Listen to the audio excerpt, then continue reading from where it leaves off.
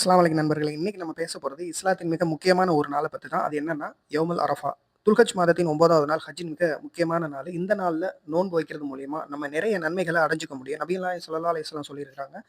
அரஃபா நாள் நோன்பு வைப்பதன் மூலியமா கடந்த 1 வருஷத்துடைய பாவத்தையும், வரக்கூடிய 1 வருஷத்துடைய பாவத்தையும் அல்லாஹ் தஆலா மன்னிக்கிறான். சுப்ஹானல்லாஹ். ஒரே 1 நாள் தான் நோன்பு. ஆனா 2 வருஷத்துடைய பாவ மன்னிப்பு.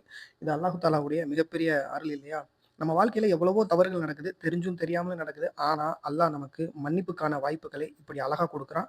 உண்மைய சொல்லணும்னா, நம்மளால நரக நெருப்பை ஒரு நொடி கூட நம்மளால தாங்க முடியாது. ஆனா, அல்லாஹ்வுக்காக ஒரே 1 நாள் பசிய நம்மளால தாங்க முடியும். அதனால இந்த அரஃபா நோன்பை யாரும் தவற விடாதீங்க. இந்த நாள் இன்னொரு சிறப்புகள் என்னன்னா, துஆக்கள் அதிகமா ஏத்துக்கொள்ளப்படும். முக்கியமா சொல்லப்போனா, அல்லாஹ் தஆலா தனது அடிமைகளை நரகத்திலிருந்து அதிகமா விடுதலை செய்யக்கூடிய நாளும் இந்த நாள் தான். அதனால இந்த நாள வீணாக்காம நோன்பு, துஆ, இஸ்திக்ஃபார், திக்ரு இப்படி எல்லாத்தையும் நம்மளுடைய நேரத்த செலவழிக்கணும். இந்த அரஃபா நோன்ப வைக்கிறதுக்காக நாங்க சவுதி அரேபியா ஜிசான்ல இருக்கக்கூடிய ஒரு ஹோட்டலுக்கு நானும் என்னோட நண்பரும் சேர்ந்து ஒரு சாப்பாடு வாங்குனோம்.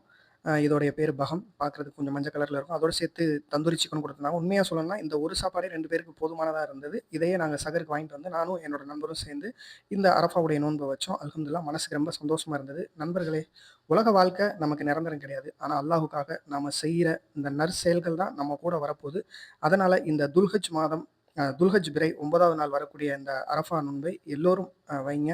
உங்க குடும்பத்தாருக்கும், நண்பருக்கும் இந்த விஷயத்த சொல்லுங்க. ஒருவேளை இந்த வீடியோ மூலமா ஒருத்தராவது நோன்பு வைக்க காரணமா இருந்தா, அதற்கான நன்மையும் இன்ஷா அல்லாஹ் நமக்கு கிடைக்கும். அல்லாஹ் தஆலா நம் எல்லோருடைய இந்த அரஃபா நாளின் நன்மைகளை முழுமையாக பெற தௌஃபீக் செய்வானாக. நமது பாவங்களை மன்னிப்பானாக.